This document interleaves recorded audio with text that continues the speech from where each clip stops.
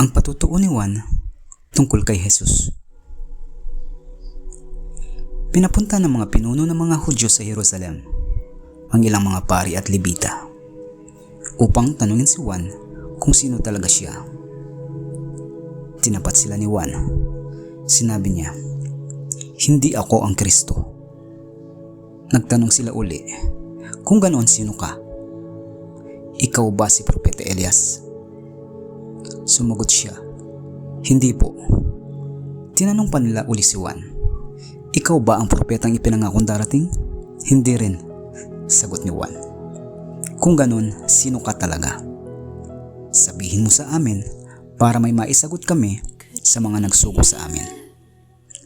Ano ang masasabi mo tungkol sa sarili mo?" Sumagot si Juan,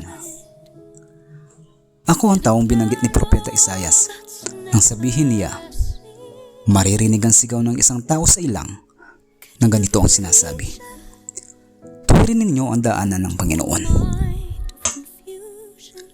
Ang mga nagsugo sa mga taong pumunta kay Juan ay mga Pariseo.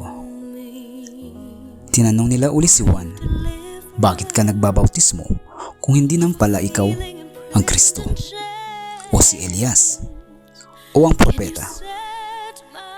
Sumagot si Juan,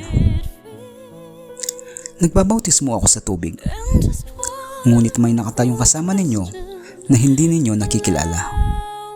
Siya ang sinasabi kong darating na kasunod ko, at ni hindi man lang ako karapat-dapat maging alipin niya."